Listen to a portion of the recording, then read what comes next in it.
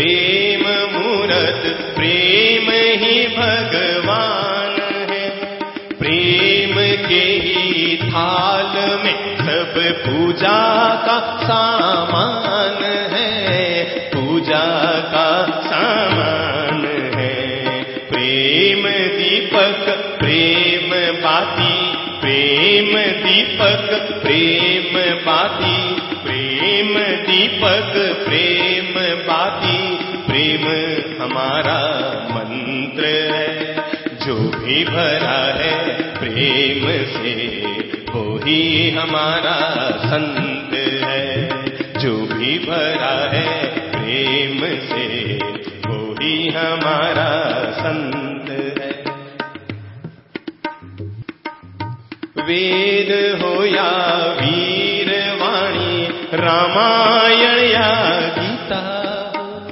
वेद हो या वीर वाणी, रामायण या गीता हो। वो क्या समझेगा इनको जो प्रेम से घट रीता हो, जो प्रेम से घट रीता हो।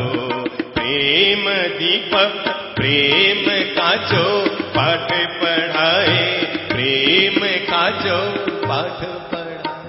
हमारा ग्रंथ कौन सा है? हिंदुओं का ग्रंथ गीता है, मुसलमानों का ग्रंथ कुरान है, ईसाइयों का ग्रंथ बाइबल है, बौद्धों का ग्रंथ पिटक है, सिखों का ग्रंथ गुरु ग्रंथ है और जैनों के ग्रंथ आगम है। हमारा ग्रंथ कौन है? प्रेम का जो पाठ पढ़ाए, प्रेम का जो पाठ पढ़ाए, वो ही हमारा ग्रंथ है। जो भी भरा है प्रेम से वो ही हमारा संत है। जो भी भरा है प्रेम से वो ही हमारा संत है। नफरत के जो गीत गाते, बहुत दूरियां बन चुकी। कोई अमुक शास्त्र का, कोई अमुक संत का, कोई अमुक पंथ का। श्वेतांबर कहते हैं कि सबसे पहले नाम श्वेतांबर का रहना चाहिए, और ये दिगंबर कहते हैं कि सबसे पहले नाम दिगंबर का रहना चाहिए। ये थानक वाले कहते हैं कि सबसे पहले नाम थानक का रहना चाहिए, और वो तेरा पंथी कहते हैं कि सबसे पहले नाम तेरा पंथ का रहना चाहिए। अरे मेरे भाई, दुख को इस बात का है, दुख तो इस बात का है कि इनमें से कोई नहीं कहता कि सबसे पहले नाम भगवान श्री महावीर का रहना चाहिए। नफरत के जो गीत गाते, मजहब वे सब झूठे हैं। एक साथ गा लो। नफरत के जो गीत गाते, मजहब वे सब झूठे हैं। नफरत के जो देखा करता हूं, अमुक संत कहते हैं हम वहां नहीं जाएंगे, अमुक श्रावक और गृहस्थ कहते हैं हम वहां नहीं जाएंगे। कोई वहां प्रणाम नहीं करता, कोई वहां प्रणाम नहीं करता। हम जंगल में चलते हैं, सामने संत मिलते हैं, दूसरी परंपरा के संत मिलते हैं। हमारी तो आदत है, हम तो कोई गृहस्थ को भी प्रेम से प्रणाम करते हैं ना, हम तो गृहस्थ को भी प्रेम से प्रणाम करते हैं। हम संत जब सामने मिलते हैं तो हमारी आदत है हम उनके सामने जाते हैं। छोटा है या बड़ा है इससे कोई फर्क नहीं पड़ता, संत है तो उसका सम्मान होना ही चाहिए। हम सामने जाते हैं, प्रणाम करते हैं। कुछ संत मुंह टेढ़ा करके निकल जाते हैं, कुछ संत नजर नीचे करके निकल जाते हैं, कुछ यूं यूं यूं यूं हाथ से करते रहते हैं। मैं सोचा करता हूं मेरे भाई, धोबी से मिलता है तो राम राम करता है? धोबी से मिलता है तो राम राम करता है, नाई से मिलता है तो राम राम करता है, मोची से मिलता है तो राम राम करता है। इन संतों को कौन सिखाए कि संत आपस में मिले तो प्रणाम के भाव तो रख ही लिया करो। नफरत के जो गीत गाते, मजहब वे सब झूठे हैं। नफरत के जो गीत गाते, मजहब वे सब झूठे हैं। धर्म के ही नाम पर हम आपस में क्यों टूटे हैं? धर्म के ही नाम पर हम आपस में क्यों टूटे हैं? हम आपस में क्यों टूटे हैं? नफरत का पतझड़ मिटे तो, नफरत का पतझड़ मिटे तो खिलता प्रेम बसंत है। नफरत का पतझड़ मिटे तो खिलता प्रेम बसंत है। नफरत का पतझड़ मिटे तो खिलता प्रेम बसंत है।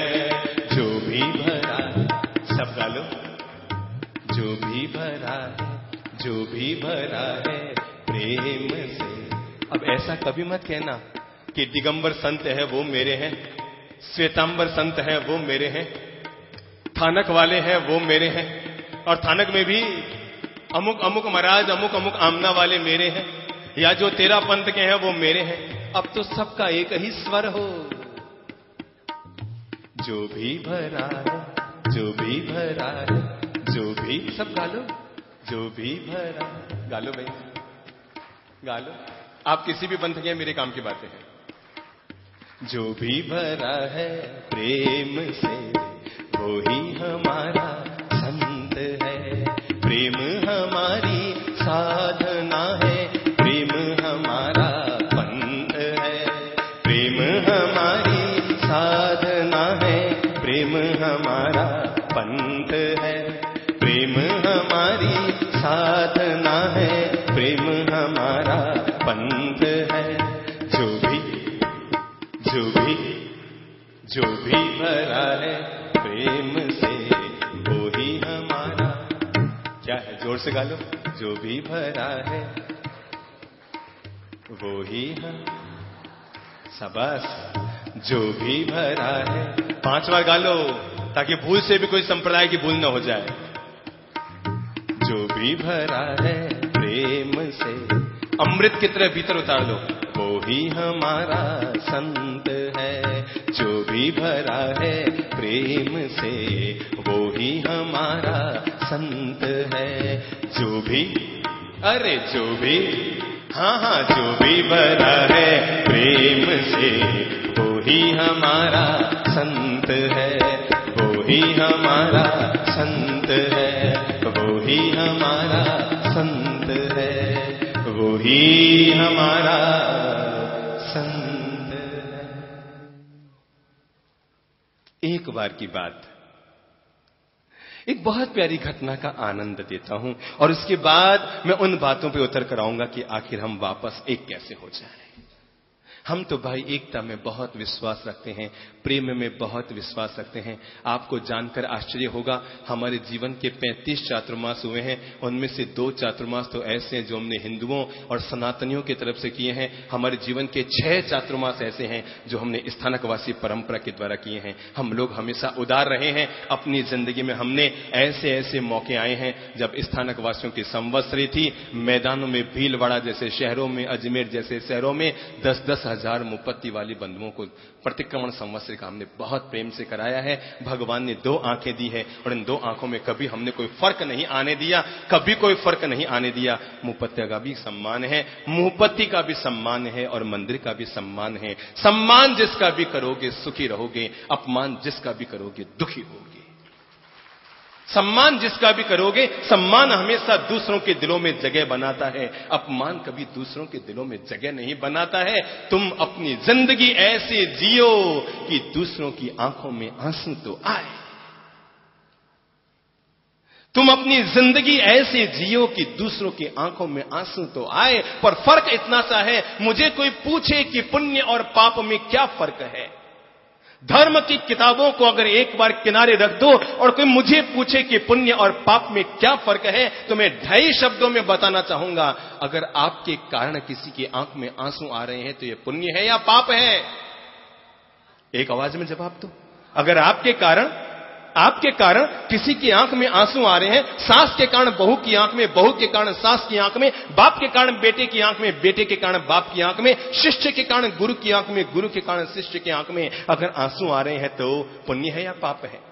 सीधी सादी परिभाषा समझ लो, अगर आपके कारण किसी की आंख में आंसू आ रहे हैं तो ये पाप है, और अगर आपके लिए किसी की आंख में आंसू आ रहे हैं तो इसी का नाम पुण्य है।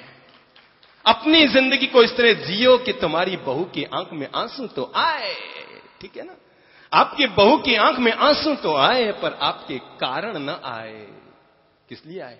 आपके लिए आए कि जब आप 2 दिन के लिए कहीं बाहर चले जाएं तो आपकी याद में बहू की आंख में आंसू आए। इसी का नाम पुण्य है। और आप बाहर से घर आ जाएं और बहू की आंख में आंसू आए तो इसी का नाम पाप है।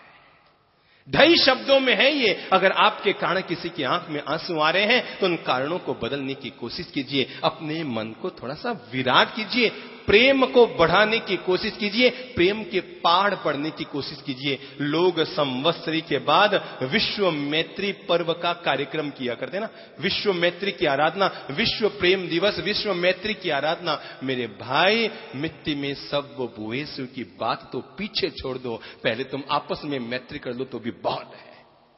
सारे दुनिया के प्रेम, सारी दुनिया की मैत्री की बात तो बहुत पीछे की है। पहले इंसान अपने आप में आपस में प्रेम कर ले, वो भी बहुत है। अभी थोड़े दिन पहले एक बहन जी मेरे पास आई, मैंने यूं ही बात में पूछा, मैंने कहा बहन जी जरा एक बात तो बताओ कि अगर आपके सामने ऐसा मौका आ जाए कि आप राम की पत्नी हो, क्या कहा मैंने? अगर आपके सामने ऐसा अवसर आ जाए कि आप राम की पत्नी हो और आपके पति को अपने पिता के कारण वनवास जाना पड़े तो आप क्या करोगी? जरा बताओ तो। अगर आपके पति को 14 साल के लिए वनवास जाना पड़े तो आप क्या करेंगे? बहन जी बताएंगे आप? खड़े हो जाओ। हाँ बताओ बताओ, क्या करेंगे? अगर आपके कारण आपके पति को वनवास जाना पड़े तो आप क्या करेंगे? है? क्या करेंगे? जाएंगे या मोबाइल हाथ में पकड़ा देंगे, मैं पीहर जा रही हूं, बात करते रहे? सच्ची सच्ची बताओ, जाएंगे? आपके पति यहां आए हैं क्या? अपनी पत्नी के लिए ताली बजाइए जो कहती है कि मैं अपने पति के साथ 14 साल वनवास चला जाऊंगा। और बैठो बहन जी, अच्छी बात है, भगवान सबको ऐसी पत्नी दे मुझे छोड़कर। तो मैंने वो बहन जी से पूछा, मैंने कहा जरा एक बात तो बताओ कि अगर आपके पति को 14 साल वनवास, समझो कि आप राम हैं, आपके पति राम हैं, आप सीता है, आपके ससुर जी दशरथ है, घर में 3 सासुएं हैं, जरा बताओ कि अगर आपके पति को वनवास हो जाए तो आप क्या करेंगे? बेटी वो बहन जी भी बड़ी जोरदार निकली, उसने कहा महाराज जी मैं तो बिल्कुल अपने पति के साथ वनवास जाऊंगी। मैंने कहा भाई तो इतनी दूध की धुली लग तो नहीं रही है चेहरे से? मैंने कहा तो इतनी दूध की धुली लग तो नहीं रही है? मैंने कहा सच्ची है बताओ, ईमानदारी से बताओ, आत्मा पे हाथ रख के बताओ कि तुम अगर दशरथ की बहू होती तो राम के साथ, अपने पति के साथ तू वनवास जाती? उसने कहा महाराज जी शर्तिया जाती, शर्तिया पक्का जाती। मैंने कहा क्यों? तो कहा 3-3 सासों के साथ रहने के बजाय तो वनवास में लेना ज्यादा आनंदकारी होता। 3-3 आपके तो एक ही है। 3-3 सासों के साथ रहना, उनके नीचे रहने के बजाय वनवास में रहना, हमने दूरियां बना ली, मनमुटाव पैदा कर लिए। एक बार ऐसा हुआ 2 कौम आमने सामने हो गई। 2 कौम आमने सामने हो गई। एक इधर थी जानवरों की कौम, इधर थी इंसानों की कौम। दोनों कौम आमने सामने हो गई। इधर हजारों हजार इंसान खड़े थे, उधर हजारों हजार जानवर खड़े थे। दोनों आमने सामने हो गए। जानवरों ने कहा कि भाई एक बात हमारे समझ में नहीं आई, तुम जितनी दुनिया में भले काम करते हो हम भी दुनिया में उतने ही भले काम करते हैं, तुम भी दुनिया में जीते हो हम भी दुनिया में जीते हैं, पर यह इंसान की कौम को दुनिया में जानवरों से ऊंचा क्यों कहा गया? ये इंसान की कौम को दुनिया में जानवरों से ऊंचा क्यों कहा गया? इंसानों ने सोचा हाँ यार हम तो ऊंचे हैं, हम जानवरों से बड़े हैं, हम जानवरों से महान हैं, हम जानवरों से श्रेष्ठ हैं, ये जानवर हमारे सामने क्या लगते हैं? तो जानवरों ने कहा भाई एक बात तो बताओ कि जिसके चलते तुम में ऐसी कोई खासियत हो कि जिस खासियत के चलते तुम दुनिया में महान माने जाओ। इंसानों ने सोचा यार क्या खासियत बताएं, जानवरों से हटकर अपनी क्या खासियत बताएं? वो भी खाते हैं हम भी खाते हैं, वो भी जाते हैं हम भी जाते हैं, वो भी चलते हैं हम भी चलते हैं, सारे काम वो करते हैं सारे काम हम करते हैं, वो भी नींद लेते हैं, वो भी संसार में जीते हैं, हम भी संसार में जीते हैं, हम भी नींद लेते हैं, सारे काम हो बहु एक ही तो है, फिर फर्क क्या है जानवरों में इंसान में? और तभी इंसानों को याद आया, वहीं पर पास में ऐश्वर्या राय खड़ी थी। कौन खड़ी थी? है ऐश्वर्या खड़ी थी। सो इंसानों ने ऐश्वर्या को आगे लाके खड़ा किया, कहा देखो हमारे यहां इतनी सुंदर महिलाएं हैं, क्या तुम्हारे यहां ऐसे कोई सुंदर जानवर हैं? जानवरों ने सोचा यार ये इंसान तो बड़ी गजब की खोपड़ी है, लुगाइयों का आगे लाके खड़ा कर रहा है कि हमारे यहां ऐसी सुंदर महिलाएं हैं। जानवरों ने कहा रहने दो रे, और उन्होंने मोर को लागे आके खड़ा किया, कहा मोर के सामने तुम्हारी ऐश्वर्या टिकेगी क्या? इंसानों को लगा यार बात तो